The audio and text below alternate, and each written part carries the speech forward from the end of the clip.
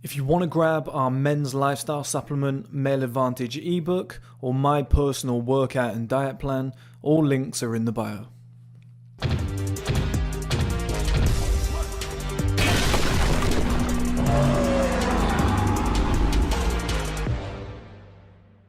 Okay guys, welcome back to another video. In this video we're going to be talking about Dana White's Male Advantage journey, which I think personally is a very good one to do. This is what I try and do with these journeys. You know, I could do very similar ones. I could go for the big name and whatnot that gets the views. But what I like to do is find like variations of different journeys. So I think we can all agree that Dana White isn't exactly the best looking guy in the world. I think he'd admit that himself. What is he? He's 5'9", he's bald, you know, he's not in great shape, and I think it's very good to look at the fact that there's more than one way to skin a cat, okay, which is an old, I don't know if you use it in the US, but it's an old UK saying, and it basically revolves around the concept of, you know, you don't have to get to the same journey using you don't have to get to the same destination using the same path, so that like, there's a lot of younger guys in the world that will, and especially on this channel, and this is completely normal because I probably thought the same when I was young, but you very much just assume that if you're a handsome, tall guy, that's it. You know, it's game over. It's GTA cheat code level. You've got everything you ever want in life. But I would say it works in about 5-year blocks. It's like every 5 years you grow up from like 20. So by the time you get to like 25, the game completely changes. By the time you get to 30, the game changes again. And every step of the way, other things matter more. Now, I'm not saying if you're a tall, handsome guy that's not going to be useful. Like, you could be 60 and that's going to be useful, okay? But at the same time, other things matter more. And getting to that end goal of having a good life as a man, because that's all this is about, guys. Like, I might mention women, I might mention cars, I might mention a house, being a boss, you know, running the show, having loads of money, all this different shit, being in shape, whatever. But it all just revolves around having a good life, you know? So when people say, oh, this guy's obsessed with women, attracting women, or with money and whatnot, it's like, no, but these things make you happy, right? If you're like some 40-year-old guy who's out of shape, ugly, no money, no women chasing you, I mean, it's not an ideal scenario, is it? Nobody's going to be happy with that. Nobody wants that scenario in their life. But you get somebody, it doesn't have to be a Dana White, but somebody who's done well for themselves in business, you know, might be a bold guy, not that tall, but dresses well, super successful, has people working for him, super confident because of what he's achieved. You know, and the women that might be chasing him might be 6s out of 10, but that's a far greater life than being sat there at 40 years old feeling suicidal, eating pizza alone on a Friday night in some tiny little box flat, and your boss is on your ass every single week. People think you have to have the perfect life. And I've often said on this channel, I'm aiming to become the perfect man.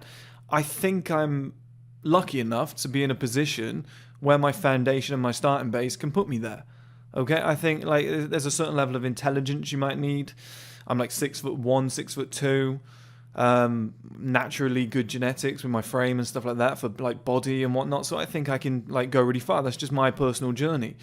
But if I was born as like the ugliest, shortest guy, I'd still be like, fuck, let me do something to rise up this ladder.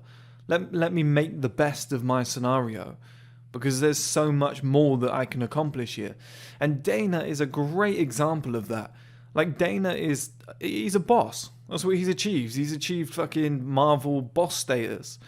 Like, he's on such a high level. He looks like Kingpin. Do you know what I mean? Like, that's an attractive quality, number one, in the eyes of women. Number two is fucking, it's like an unbelievable feature to pull off in the eyes of men. Like, other men look at Dana White and they're like, this guy's a boss. Like, yeah, he might be out of shape. He's been in shape in his life. His diet's a little bit shit, quite frankly. But, you know, that's up to him. That's what he wants to do. But the guy's got a fantastic life. Like, he's doing cool shit. He's in a fantastic position. He's got a ton of money. He's got power. He's got access to, like, beautiful women. He's around these beautiful women all the time. Like, yeah, let's say he might not be sleeping with all of them. There's rumors that he does sleep with most of them, okay? But it doesn't matter at the end of the day. There's rumors that he pays escorts or prostitutes for the night.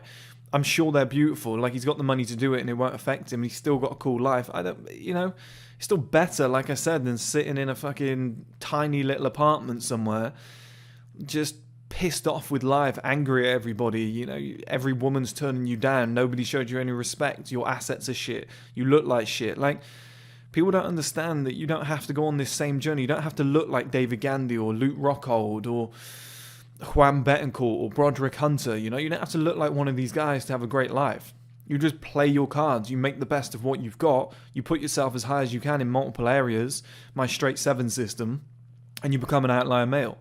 Now, Dana's taken that to an extreme because of, his wealth and I guess his clout, like who he is and his life, like his life setup. But at the same time, like I was saying, guys, you don't need to worry too much about like what cards you're dealt with. You just need to get to that end journey. And that's what Dana's done great, and that's what we're going to look into today, okay?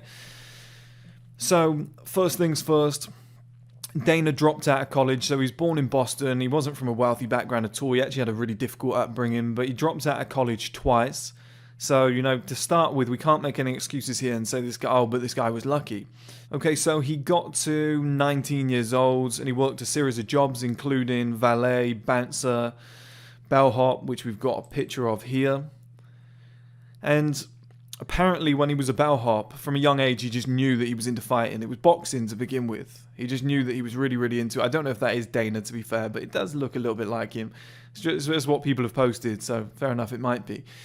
But the bellhop guys were running a sort of fight club. This is what I've heard. They were arguing over tips, and they take it, if they were disputing a tip, they'd take it down to like the cellar, the basement, whatever it might be, and they'd run like a little fight club. There was no punch into the face for obvious reasons. You couldn't like have a black eye on the job because somebody would find out. But wrestling, body punches, leg kicks, stuff like that, it was all fair game. And I think Dana at that, could see what was going on there and probably got a little taste for it, plus his love of boxing as well. Now, I've seen interviews before with Dana where he said it as a bellhop, he just got pissed off one day. He was just like, fuck this isn't going to plan. I'm not enjoying where this is headed. Like, my life's not really going anywhere. So one day he quit as a bellhop and he started training boxing classes. Okay? So this is pretty nuts, right, guys? Because you'll think to yourself, how do you start the UFC? Like, if I were to sit here now and say to you guys, anybody could run the UFC. Anybody could have started the UFC. Oh yeah, Chris, because I've got millions of dollars. But here's how Dana started. He started doing boxing classes. And I think, there's caveats that will come into this later on. There's maybe a crossroads that will be the big pivotal decision that led to Dana being who he is today. But at the same time, guys, people often forget this. If you want to be an actor, you might have to start doing low-level local wrestling. Right? So some people have done that and then gone all the way on to wrestling. Gone all the way on to Hollywood movies, big budget movies. And they started off doing local wrestling, their local leisure centre or something like that. Or they started off as a personal trainer, got in shape, got scouted. Somebody said, hey, do you want to do this wrestling thing? Next thing you know, they're an A-list celebrity. You don't know how the journey unfolds. You just have to start somewhere and go, step by step. And Dana started doing boxing classes, which eventually became pretty successful. And he started doing it with bigger classes. So I think it was one-to-one to begin with. He was basically a boxing personal trainer, just keep fit. And then he expanded those classes, let's say 30, 40 people per session, boxer size type of thing. That is how you start in your journey to owning the UFC. Does anybody else find that as mental as me? That is how you start on your journey to owning the UFC. You become a personal trainer who coaches boxer size. That's mental, right, guys? And people often forget that. It's the same with mine. I started a blog. Eventually, it will be a streaming platform. And how did I start out in the early days? Well, I was a personal trainer. I was into men's fitness. How does that all unfold? It's nuts. It's just a step-by-step process. And everybody always looks at big picture. How do I... if I were to sit there on day one and say, how do I create a Netflix for men? I'd probably shoot myself in the face. But to think to yourself, okay, I'll do it stage by stage. And eventually the vision unfolds. People in the early days, it's just a vlog. Sorry, it's just a blog. You're going nowhere with this. With Dana, it's probably he had all these massive ambitions, and people were probably saying to him, yeah, but how are you ever going to achieve that? You're just a personal trainer. You just teach boxing classes to local people and kids. Like, you're not going to make big money doing that. And it's like, no, it's a way of getting capital. It's a way of getting some money under your belt to gain experience, to, learn the ropes a little bit more, to then move to stage 2 and stage 3 and stage 4. It's just a necessary part of the game, okay? Now here's something quite interesting that's going to come in later on. Dana actually got beaten up when he was 21 years old. So he was doing the box size thing for 2 years there. At 21, he got beaten up and he developed Meniere's disease, which it's like dizziness and vertigo. It comes from getting hit in the ear multiple times. That's what happened to him. Well, it can happen multiple ways, but that's how it happened to Dana. And this will become apparent later on down the line. As I tell you guys, if you achieve success, you can tick all the other boxes after in like the space of a week or a month. Like, I'll explain it later, but it will make sense. But it's just worth putting into his timeline there. Now, the next big moment of Dana's life is he met the Winter Hill Gang. Now, some of you may recognize the guy both of them to be fair, from the film Black Masked. And that featured Johnny Depp, and he played the guy on the left, Whitey Bulger. And the Winter Hill Gang was a gang that was operating in Boston at the time, and they heard that Dana was making money from his boxer size thing. Imagine that, guys. You finally get somewhere, you're making money, and these guys show up, and they're like, hey, you owe us $2,500. And they were going to probably ask for that every single month. It's what a nightmare of a situation. And then Dana refused to pay it. He got a phone call the next day saying you've got 24 hours to pay it. And immediately he called the airline, booked a ticket, went straight to Vegas within like the next couple of hours. That was it. He was gone. So Dana now lives in Vegas. That's where he basically runs all his operations. That's where the first UFC pay-per-view event that Dana held was hosted. And that's where he began. Okay, so you got to think about that, guys, right? So he's 23 years old. He hasn't come from a decent family. He's had a tough upbringing. He's worked multiple, shitty jobs, if you would. He's managed to finally do something with his life. And these guys show up. Like, he gets Meniere's disease. And then, by getting beaten up by these guys. And then another gang shows up and says, hey, you owe us rent every single month. You're going to pay us $2,500 for the earnings that you've brought in. Like, people think they've got it tough in life. Like, how am I supposed to move forward, Chris? But I don't even have this. I don't even have that. It's like, do you have a gang showing up at your door asking you for rent? Like, that's tough. And Dana just got the fuck out of there, which I think is a fantastic decision. So at 23, he's arrived in Vegas. Clearly doesn't have much money because he couldn't pay the $2,500. And he's having to start again in a completely new city. Vegas as well, which is quite like dog eat dog, so he's had to start all up again. That's a difficult situation. So how did Dana fight his way out of this? Well, he started his own clothing brand for boxers called Bullenheiser, which was named after the dog breed. And notably, Floyd Mayweather was wearing the brand in the early days in some of his early fights, which is quite interesting, actually, before he obviously became like the superstar Money Mayweather and started getting the big offers. But it's quite good that Dana managed to do that. I imagine he continued to do the boxer size type of stuff and just racked his money up. That's what you got to do. Just do anything you can to rack your money up. There's I think it's Warren Buffett and Charlie Munger. They always say that you just need that first 100K. That's all you need. Once you get that first 100K, everything's easy. But getting that first 100K is the tough part. And they're like, work 5 jobs, save as much money as possible. Like, do whatever you can to get that first 100K. And then, start executing with that money and things will come together. And it seems as though that's what Dana did, okay? So while he was in Vegas, he managed to meet up with an old friend, Lorenzo Fertitta, which a lot of you guys will know was a pivotal part in his journey. Along with his brother, the Fertitta brothers, they owned a bunch of casinos, and probably most importantly, they were on the State Athletic Commission, which probably, gave them some leeway when it came to the UFC deal later on down the line. While they were out on a meal one night, they bumped into an MMA fighter called John Lewis, and he decided to teach all 3 of the men like how to fight, MMA and stuff like that, jiu-jitsu most notably, and all 3 became addicted. They were just like, we love this, because they were boxing guys before. They were trying to like get something going with boxing, trying to get like into the promoting business, and MMA just caught their eye. They just said, okay, we're in love with this. This is a fantastic sport. It's underutilized, and they started showing up and like attending UFC live events. And Dana said one thing that he noticed is like how sloppy and like undermarketed the events were. Like they just weren't done correctly. Like the rule set wasn't in place. It just didn't feel like a professional sports organization. He said it was just sloppy. Like the potential was there. The talent was kind of there. It had potential to be massive, and like people loved it, but it just wasn't done in the right way. It wasn't being run correctly. So that was the first time Dana looked at it and thought, I could do something with this. Now, after being around the UFC for quite a long time, it's funny to say Dana being around the UFC, but he wasn't the owner, isn't it? It's like, obviously, he went and bought it eventually. But it's funny that it existed beforehand and he just spotted an opportunity. Like I said, there's more than one way to skin a cat. You can make it in life so many different ways. But after being around the UFC for a long time, people became familiar with Dana. He was training with a lot of the fighters. Obviously, he had a bit of money along with the guys that he worked with, the Fertitta brothers. So they started managing some of these fighters, including Chuck Liddell and Tito Ortiz, so two of the biggest legends of the sport, which really allowed Dana to like take a look at the inner workings of the UFC, okay?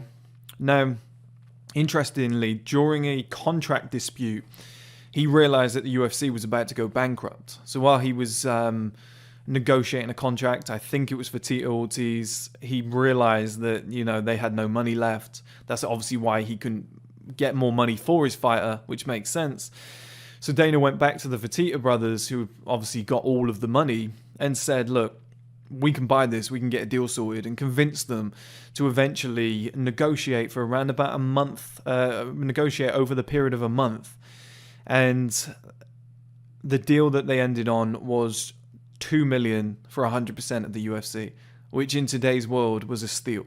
Probably one of the greatest investments in history when you actually look at how much it sold for later on down the line, but we'll get to that. So this led to Dana being put in place as the UFC president at 32 years old in 2001, and Dana owned 10% of the UFC. That's crazy, right, guys? That's basically a 10-year journey. So he arrived in Vegas at 23. By 32, he was the president of the UFC, owning a 10% stake. That's mental. Now, granted, his friends really helped him out there. They came in, you know, clutch with the money. But he spotted the opportunity, and Dana's put all the work in since then. You know, they were old friends of his. You know, like I said, there's more than one way to make it. So fair play to Dana. Like, yeah, he probably wouldn't have been able to do it without his friends.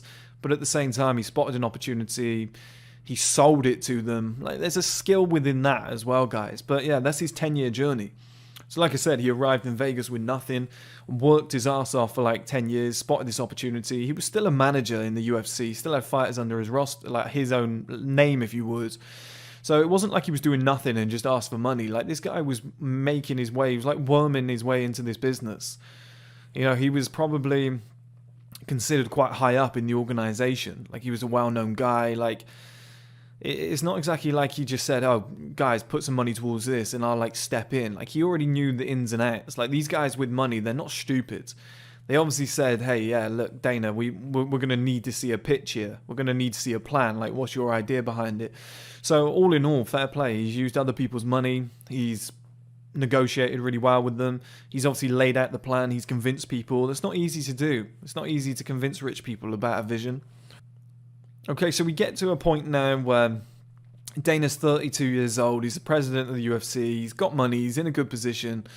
But he's got the receding hairline. He's wearing oversized suits. He's lacking confidence in the interviews. You know, his teeth are obviously not fantastic. Just looks like a kind of young boy here that's been put in a premium position. Whereas compared to here, he looks like Kingpin from Marvel. Like, he looks like a end-game boss, you know what I mean? End-level boss or something like that. But here, you've got, like, some young kids. Just looks awkward and whatnot. It's just, like, that's a journey that every man's going to go on at some point. You just don't understand little elements like, oh, he's wearing the tie to dress up. Here, he's got a couple of buttons undone. It's just a mindset shift. That's what that is. Like, here, I want to impress people. Here, I'm the boss. I don't give a fuck. Like, it's a big difference. It really comes off. It really like comes off in your personality and your behavior. So the first year in the UFC, it was almost like the compound effect, where like I've said to you guys before, the compound effect of age in a male life, where you've put all this work in the early days, and it kind of culminates at a certain point. Like everything just kicks off. Well, in that first year, everything just kind of came together for Dana. Like all that hard work over those years just kind of came together. Okay.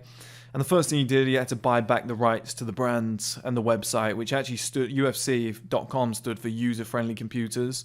So he just had a lot of fucking work to do, a lot of branding, a lot of marketing work to do. First thing he did as well, he looked into the rules and the regulations of the UFC. He cleaned it up a little bit. You know, you could kick people on the floor when they were still on their knees. It was quite barbaric. You could land a headbutt. Like it didn't attract the mainstream. It attracted a certain type of audience that they didn't really want, okay? And obviously because of this led to a lack of sponsorship. It led to a lack of deals. Like nobody wanted to do a pay-per-view event. Everyone was putting the phone down when Dana was calling. So it was tough, but he had to put all these things in place. It was almost like the finishing touches, the cherry on top. And this is why Dana has such a good relationship with Donald Trump as well. Because Donald Trump decided to host the first UFC pay-per-view event at his casino, which was an absolute game changer. The amount of views that they got, the amount of publicity that they got, you know, it was a massive event. And with the new rules and regulations, it was something that really caught the eye of the mainstream. So that there was all in a year. Dana was still 32, roughly 33 years old. But that was all within the first 12 months. So as you can see, it kind of went from, you know, Dana wasn't struggling in life. He'd built his way up to a decent level, but things really got going. I mean, if you're doing a pay-per-view event at one of Donald Trump's casinos in Vegas, that's quite a change from like being in gyms and just doing boxercise with people. Like that is the big time at that point. And a lot of shit just came together for Dana. And one thing I love about Dana as well is like we saw that with COVID. He was the only guy who was still trying to put sports events on. Well, the UFC, I know it wasn't, you know, technically his money, but they were $40 million in debt by obviously chasing exposure. And they were losing money on every single event, but gaining in size. So he could see that long-term vision. And the Fertitta brothers wanted to cash out. They were ready to cash out. And Dana kind of convinced them to stay in.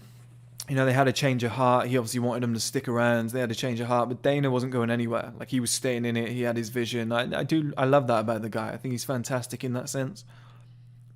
And this is when he came up with the idea of the Ultimate Fighter. So it's a reality TV show that was more targeted towards a mainstream audience. And here's one thing that I really love. This is something that I do in my business as well. It's like with my book. Nobody wants to publish my type of book. Of course they don't. Nobody's coming at me with deals. Like it's the male advantage. They hate that sort of stuff. They want like a nice chick flick type of book. So what did I do? I published it myself. I paid to publish it myself, right? And this is what Dana decided to do. He was getting no offers to produce the show. So he said, hey, you know, the UFC are going to produce this ourselves. And once you've produced it yourself and you've put your money up, you know, somebody like Spike TV came along and said, hey, look, we'll air it for you. Because there's not really a risk for them because you've produced it, you've put all the money in, you've spent all the time. So if a network wants to air it, then, you know, there's a little risk for them. And with this type of work rate that was going on from Dana, you know, where he's focused purely on money, we can see he got to a point where he didn't look too good. Okay, so he's a little bit out of shape. Bold guy, just hasn't really taken care of his looks. He's been all about that money, okay? And this happens a lot. A lot of guys do this where they're just so focused on getting the money up that their appearance just diminishes. They just don't look too good. Like everything starts to fall apart. It's almost like a necessary sacrifice.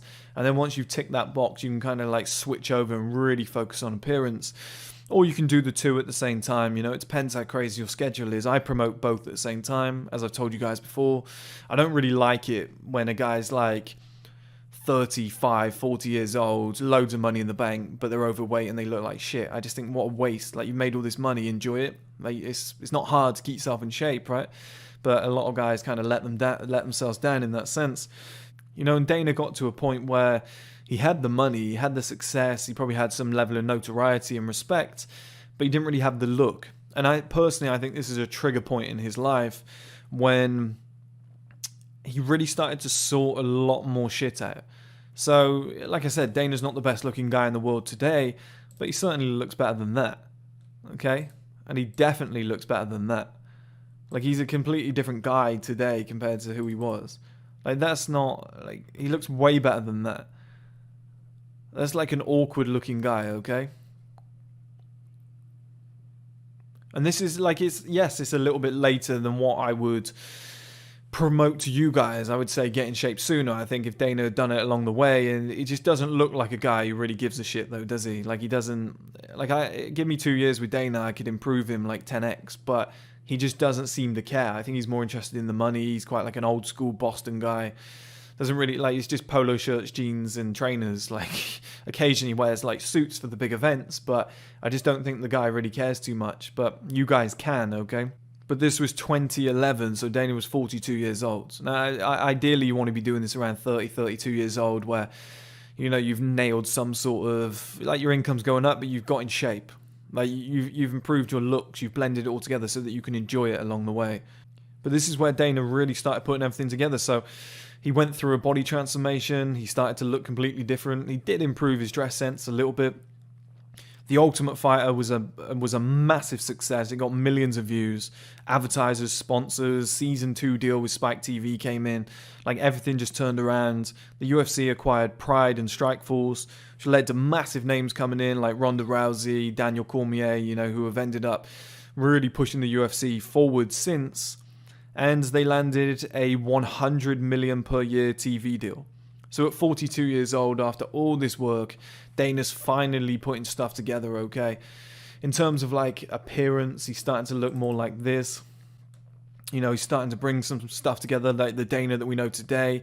He's getting the teeth done, as we can see. He looks a little bit orange there, but, you know, he's probably been on holiday. It's just upgrading his life. He's probably buying more shit. He's probably buying some nice assets. You know, he's mixing the money with everything else that's going on in his life. So he's actually using his money now to, like, leverage other areas. And it's quite an interesting photo here, actually. We can kind of see it before. Now, granted, I imagine he's on steroids on the right. A lot of people have documented this. But it's kind of like awkward, chubby guy, whatever. This looks like a bouncer. Quite an attractive guy there, okay? If he were to get rid of the bloat, but I think his diet's really bad. But if he were to get rid of the bloat, get the body fat percentage down a little bit more, work on some jawline exercises. But like I said, I don't think Dana gives a fuck. I really don't think he gives a fuck. But here, with money and good assets and the power that he has, that's a high level guy.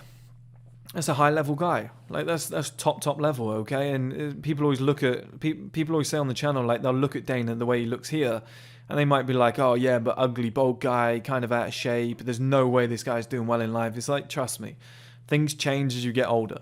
How he look, like, he doesn't always look like he does on the right. Obviously, I think it's because of the steroids, but if he were to permanently look like he did on the right, and then drop his body fat down a few more percentages, you know, work on the jawline exercises, and I imagine from his diet, he just, like, slams carbs and doesn't really care too much about, like, salt intake. He's not really into that sort of thing. He's just, I imagine his workout plan was just get me on steroids, let me just do upper body exercises, because the guy's got tiny legs still. He doesn't really care. Like, we can see it here on this Men's Health cover. Like, do you know what I mean? Like, look at his legs. They look like they've never been trained, but his upper body and his face looks pretty fucking good there. Looks pretty lean as well. I imagine they could have edited it, but I think personally he's probably, like, been told to not eat any salt, not drink this, not eat that for, like, a couple of days before. And this, like, this is what would happen if Dana actually cared, okay? If Dana could actually be bothered and he trained legs. That's a pretty attractive guy. I don't care what anybody says. That's a quite attractive guy, and anybody can kind of reach this level. Alright, so he'd be in this sort of shape, looking pretty good, bigger legs, you know.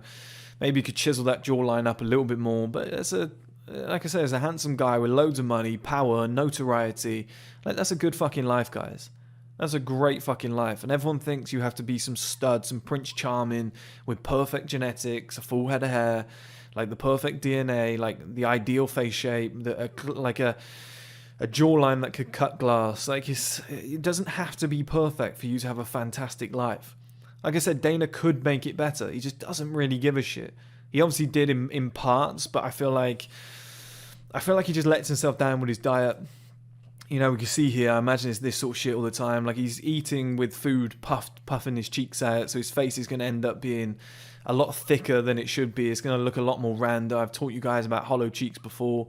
Anybody who's confused, that's how you don't eat, okay? You don't just shove a big bite in your mouth and then shove it to one of the cheeks. Otherwise, this buccinator here, this muscle, is going to get thicker, it's going to pad out, it's going to give you the appearance of a puffy face. You know, but like I said, if I spent 2 years, like, helping Dana, plus if he got back into this shape and we could get his legs bigger with the money that he's got, you know, wearing the suits that he wears now, like, that's a high level guy. And people might say, oh, that guy, you know, there's no way he's, like, getting girls. Look at the access he's got to these women, though. Like, whether you think she's attractive or not, it's not really my type, but it's better. Like I said to you guys at the start, her on the left is a million times better than being sat on your own in a flat, just no options. Like, imagine Dana here with no money, looking the way he does, just nothing going on in life, just depressed, you know, his old teeth as well, and just like, there's no way a woman like this would show him any attention. Okay, so he's hanging out with stars here. Like, there's no shortage of pictures with Dana with these women, so he's got access to them. Whether he's sleeping with them or not, it doesn't matter. He's always surrounded by beautiful women. He's the powerfulest guy in the room. He's always got access to them. Look, they don't seem upset to be around him. That's what I'm saying, guys. He apparently dated Ronda Rousey for a while as well. Like, this is a million times better than Dana would be doing normally. Like, I think that's undeniable. Like, this woman on the left's probably about Dana's level. Like, the way he is now, if he puts on a suit, if he gets back in shape, like, he can have a woman. Like, I know he's got a wife, but this is probably like his top level. This or the redhead that I showed earlier. Guys, that's a fantastic life considering where he began. Like, most guys looking like that would be like, oh, I can't get anybody. But it's not a bad life, okay, guys? It's not a bad life at all. Like, you might as well improve. You might as well make the best of your situation. And like, Dana's mum, she's a little bit disgruntled with some things. But she's claimed before that his marriage is a sham and he sleeps with all the ring girls. Now, if that's true, these ring girls aren't exactly ugly, are they, guys? You know, we got one here, I think. Obviously, one there in the background. It might even be the same one. No, it's not. You know, they're not exactly ugly. If he's sleeping with all the ring girls, then, you know, fair play to him. Well done. Now, in more kind of recent history, if you would, I think Dana's life has reached, like, outlier male status. I think it really has. Even in his, like, he's closer, he's in his 50s now, so in his, like, late 40s, early 50s, I think he's got a cool life. Like, I think he's high level. I think he's definitely an outlier male. I think very few guys will ever reach the level that Dana's at now. And people will say, oh, I'd rather be a handsome. But it's like, guys, look at the fucking guy's life. It's amazing. Like, if you're handsome and tall but you're broke, trust me, life will catch up on you, and shit's gonna start going south. Shit's gonna start going south. Like, I'd much rather be the ugly rich guy who kept himself in shape than the handsome 6'5" guy with no money, no brain, etc. It just doesn't end well for that guy. Like, if you're 18 now, that sounds crazy, but I'm 29. Like, trust me, the handsome guys aren't doing too well in life. Like, yeah, they might have a few offers from women, whatever, but it's not the high level women that they used to get. It's like 6s and 7s throwing themselves at this guy, but it's starting to dwindle. It's starting to dwindle, and they only stay with that guy for like 2-3 weeks, maybe a month, before they realize he's a bum, and then they like run away. Okay, a lot of guys would be like, well, it's better than me, I can't even get a woman. Yeah, granted, but trust me, it doesn't last long. Every 5 years, the game changes, and that's why I think Dana is just at a high level now. Obviously, after the New York event at MSG, that was almost like a crowning moment for the UFC, and the UFC sold for $4.2 billion, and Dana ended up getting around about $400 million from this deal. That's crazy, right, guys? About $400 million. What a cash out. Now, granted, he's put in the work, but what a cash out that is. He didn't have to put any money up, and he's cashed out on $400 million. So now he's got that serious cash. He's got that fuck you money, and you can see that in his persona. Like, I always watch, and I encourage you guys to do this, Dana White's post-fight interviews. After UFC events, he comes out in a suit, sits there with a bit of paper, talks to the media, and he just goes through the notes, and they ask him, obviously, various questions, and the way he handles it is like a boss. Like, he's the most powerful guy in that room. He's completely at ease. He's running the show. Like that is like I said, if he was in ridiculous shape and he would focus more on his appearance, I promise you Dana would be one of the most powerful guys in the world. Like in terms of outlier male status, he would be up there. Like he's got all the capabilities to be like some massively high level guy. I personally just don't think he really gives a fuck. At this time as well, they also got ESPN deal, 1.5 billion per year. I mean, that's massive for the UFC. That allowed them to like kick on to the next level, and it obviously improves Dana White's life a lot. And if we just take a little look, guys, at Dana's life, look, here he is with the former president. Yeah, that's cool shit. Look what he's doing. He's doing speeches with the president, or the former president. Like, that's high-level stuff. Here he is with Conor McGregor. Obviously, this was a while back in New York, but he's doing these sort of things. He was going to the Mayweather fight, getting off the jet with Conor McGregor. Here he is, 10 times better dressed than he was before. He's the main guy here. He's handing out the belts. He's kind of like running the show that night. Like, it's a completely different animal to the guy we met before. Hanging out with The Rock. Courtside with Floyd Mayweather. Like here, look at the shape he's in there. Like, yeah, he's kind of like puffy big. Obviously, he's on steroids. But like I said, if he can get rid of that puffiness and get down to a low body fat percentage, that's a really attractive guy. It's just, he probably won't bother doing it. And look at the difference here, guys. That was him in the early days. That's him now. That's a different animal. He's got less hair, but he looks like 10 times better. Like, it's such a step up. He's made the best of the cards that he's got. Like I said, he's probably just like 7-8% body fat away and some puffiness in the face away from like having the perfect life, and like probably training his legs as well. But again, like I said, Dana doesn't really give a shit. I think he's happy with how his life has gone. He's hanging out with beautiful movie stars. This is the UFC kind of complex. Like, there's an insane building. He's like walking around there. His office is in this building. Everyone's doing whatever he says. Like, he's running the show here. That's a boss life. They built Fight Island. He's traveling around the world, In Abu Dhabi on Fight Island, this was his pad. Like, this is where he's staying. This guy's got a cool fucking life. I don't care what anybody says. This is his £6 million house. He's got a gym built inside. The house is beautiful. Like, this guy's got a really, really cool life. And look where he's come from and look how he looks genetically. Like, this guy's made something massive of himself, okay, guys? And a lot of people just think everything needs to be perfect from day one. I'm finding that a lot in the comments at the moment. Like, a lot of guys are just like, oh yeah, but there's no point me starting because I'm at this level, or I failed at this, I'm 24 already, things haven't gone well. And it's like, guys, it takes a long time for a man to put things together. 90% of what you try when you're young will fail, and most things will fuck up. It takes a long time to put all these steps together.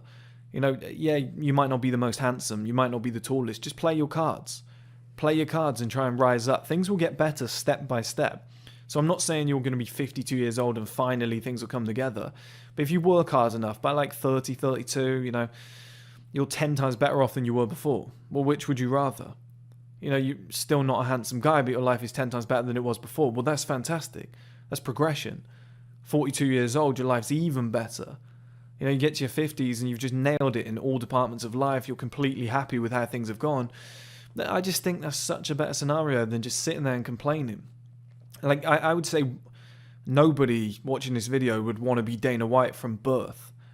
But the situation that Dana's in now, let's say if he was 42 years old, if he was in perfect shape, like I said, he trained his legs, etc., dropped that body fat, got rid of the bloat around the face, I think 50% of guys in this chat watching this video now would be like, yeah, I'd take that.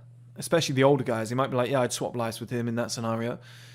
Like, he's made the best of himself. He's really, like, risen up. That's impressive. And as I said earlier, guys, once you start making money, you can put things right. So like I said, Dana wasn't in great shape. He went and got on steroids, probably got it all monitored by a doctor. Starts dressing better, wearing really nice suits. He goes and gets his teeth done. Like, these are things that can be done in, like, a week when you got money. He also went and got stem cells and got his ear problem fixed, okay? Like, he was suffering from dizziness and all these different issues with it. He couldn't hear out of the right ear. He went and got that fixed. Straight, you can go and tick boxes like that. You can go and pay a personal trainer. You can get a gym built in your house. Like, do you see what I mean, guys? You can put these things in place and you can set up that boss life. And that's why he is like fucking kingpin. Like he's just running the show now. So all in all, we got a guy who's now got a net worth of 500 million, makes around about 20 million per year. He's the UFC president, one of the most powerful men in the fight game. You know, he's 5'9", ugly guy, went bald early on, and born without money. I just don't see the excuses, guys. I really don't see the excuses. You know, and Dana's still like quite an awkward guy. Like his body language is a bit shit. He's very confident now on camera because obviously he's like probably proud of what he's accomplished and what he's done. He knows he's real for that. But it's a guy who doesn't really take care of his body, eats what he wants, probably working 18 hours a day. Like he could look so much better. Do you see what I'm saying? Like Dana could have gone from like lowest of the low. Like he could have gone from like bottom. Look at this. Like that's low down the scale, guys. With no money at the start, that's low down the scale, and that's where he began. And like I said, if he just got in shape, got rid of the puffiness, and like actually looked into appearance, and you know, put a little bit more effort into that area, which I don't think he cares about. Like I said, and that might be a signal that he doesn't need to care about him. He's like that tells me he's probably getting women. Like that tells me he's probably having a really good life. You know, he probably doesn't care too much. That's what it usually tells you. But he could do all that sort of stuff. And I just think from the point that he started at, a lot of guys might be at this level now where they look similar to this, or they can see their future heading there, or they're slightly better than this and they're complaining. Look what Dana's done. You know, it's fantastic. It's not a Chris Hemsworth journey. It's not Michael B. Jordan. You know, he's done it a little bit later than everybody else, but I still think it's fucking magical. I still think, fair play, Dana. I've got a lot of respect for that guy. I think he's worked his ass off. I think he's done everything he could. I think a lot of people give him shit. You know, like your own mum coming out and saying his marriage is a sham. He sleeps with all the ring girls. Like he's been through a lot, and I think fair play. Like he's grinded through it all. He's created a good life for himself. He's gone from that to, you know, a high level guy here who, you know, he's dressed well, looks like a boss, has money in the bank, assets, you know, surrounded by beautiful women all the time, has access to them, celebrity friends. Like it's just like fair play, Dana. That's all I can say is fair play. Like he's crafted something very, very well, and he was dealt the shittest hand to begin with. And I think a lot of guys are out there pissing and moaning, complaining, life's not good enough, like, oh, but it's easy for you, you're this, you're that, I'm this. Like it's just a lot of complaining. And I think once you get out in the world and you do something about it, this is when you end up with the Dana White style situation where your life, yeah, it might not be top level. I'm sure Chris Hemsworth has a better life, but at the same time, Dana's life's fucking amazing. And it's much better than being a 52-year-old man who complained all his life, sat there and did nothing, and now sits in an apartment alone every night contemplating suicide and hasn't touched a woman for 40 years that he hasn't paid for. Like, Dana's got a cool life. Dana's done very well for himself. I think a lot of guys can learn from this journey. If you want to grab our men's lifestyle supplement, Male Advantage ebook, or my personal workout and diet plan, all links are in the bio.